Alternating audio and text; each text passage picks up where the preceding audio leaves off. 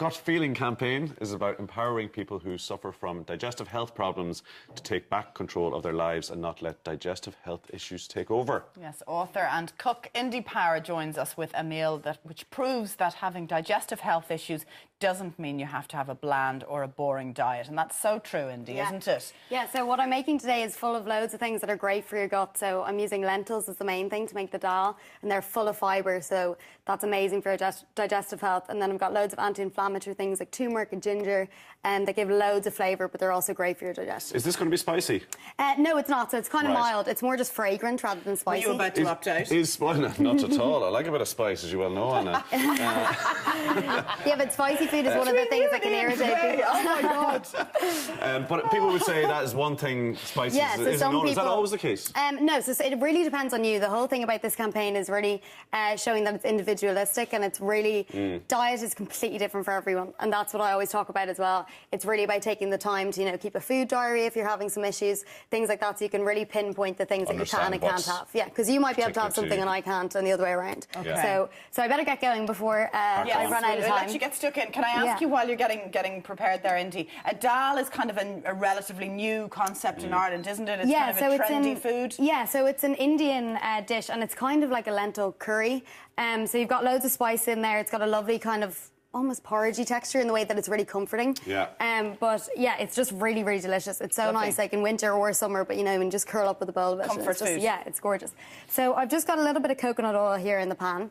Okay. And I'm going to add in some onions to start, and some garlic. Put garlic in everything. And then some turmeric. So turmeric is amazing for you. It's really anti-inflammatory, and it's got a gorgeous kind of sweet, fragrant flavour rather than being really spicy. It gives a great colour as well. Yeah, exactly. It gives that sunshine colour. Yeah. Get you in a good mood. But we're hearing amazing things about it in terms of how good it is for our body. Yeah, exactly. And it's a really easy thing to sneak into your diet. It doesn't really have that strong a flavour, so you can add it to loads of things. Like you can add it to a smoothie and you wouldn't really notice it's there, but you're getting it in there. And you'll get that colour as well. And is it good for children as well? Yeah, it's good for everyone. There's no reason. It's definitely one of those things that won't irritate you in terms of like spicy foods and stuff like that. So I've just got some garlic, some turmeric, some onion, and a little bit of coconut oil. And I'm going to put in some ginger as well, some fresh ginger. So I've just peeled it and I'm just grating it in, and this gives it a lovely kind of zesty flavour. I love that warming kind of sensation. Yeah, exactly. I know, it's like when you have a cold for your throat, it's gorgeous. Yeah. So I'd probably add in a bit more normally, but I'm just going to speed along so I have time to cook this.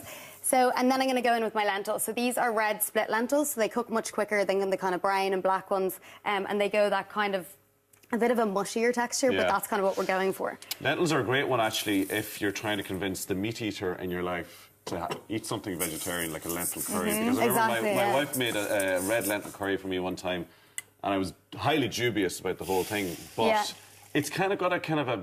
I don't know, it feels it's like just really comforting, and it's really satisfying. You don't feel like you've been shortchanged, or you're not eating exactly. There's a sense of fullness, isn't there? Yeah. So I've just added in some water there to cover them, and I'm going to bring it up to kind of a boil and then leave it to simmer. And you'd leave that for about 20-25 minutes. And then what I'm going to do is I make this lovely topping on it to add even more flavour. So it's called a tarka, which is a traditional Indian thing where you kind of add a bit of spice and a bit of crunch or something on top. So I'm going to do a little bit of coconut oil again. You cook with coconut oil all the time, Yeah, I do. I love you? it. Yeah, in sweet and savoury things, the flavour just kind of lends itself to anything.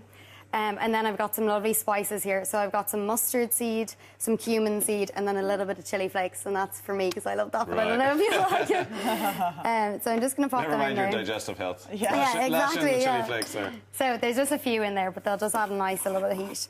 So you just want to get them going, and then I'm going to add in some almonds for some lovely crunch. So they'll get toasted in that, will they? Yeah, so I'm going to leave them to toast while we do the rest. So as you can see, when that kind of starts bubbling, you just want to leave it then to simmer until you get this kind of here's one I made earlier thing. Okay. You don't need to do anything else. That'll bubble away. No, so that will bubble away for about 25 minutes until you have this kind of, see, it's almost porridgey kind of consistency. Yeah.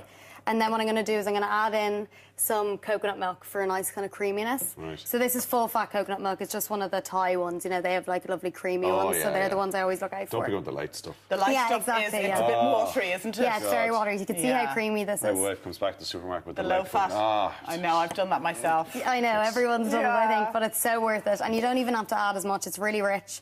So as you can see, that's so nice and creamy there. Bad mood for the rest of the week. Food rage.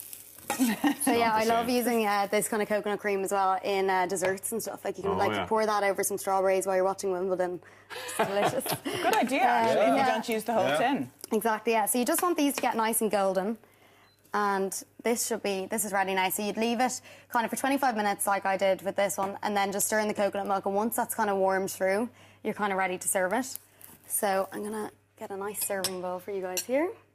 So it is somewhere between a soup and a curry almost. Exactly, yeah. Would you serve it with rice or...? I don't, but you definitely can, or I have it with a bit of quinoa sometimes. Right. But as you said, it's so satisfying, you don't really need to. A grain or a... Yeah, I don't think so, anyway. So I've got that there, and then once these are nice, you can see they're nice and popping, the seeds. That's kind of when you know they're ready. Little poppadom or... Yes. Yeah, you could sprinkle some of that on top. That would be nice. Crunch some. So I'm just going to... It's so Irish, though, isn't it, that we always feel you we have need to add something. Where's the stodge? Where's the bread? Where's the stodge? Add a few potatoes in there. Where's the soakage? A few spuds. Like, you need soakage, you know? So I've got some of that in there. And then you can also serve it with a little bit of lemon if you want. Very nice. It kind of, again, depends how you like it. But yeah, so you can see how easy that was. Like, you could throw that together any night of the week. And it's so comforting. You have the honour Yeah, you go for it. You might want to blow. I think. And for anyone suffering from digestive issues, this would be... it's full of fibre, which is really important for digestive health. And loads of people these days with processed food aren't really getting enough of it. So things like lentils that are naturally really high in fibre are amazing. Dead easy, by the way. Yeah, exactly. And it's full of protein as well. So even though you're skipping out on the meat, you're still getting loads of protein in there. Just to remind people, in terms of digestive health, just all about finding out what works for you and what doesn't work for you. Yeah, exactly. So keeping a food diary is a great thing because you can really pinpoint the things, and writing down how you feel after things, like even in terms of mood and stuff, not just your digestive issues. It really helps to write down each ingredient because you might be, you might say that you had an issue after this, but it might be just one of the spices. So you should really write down, everything, and then you're able to pinpoint it. Keep track of it. Adjust it. Yeah.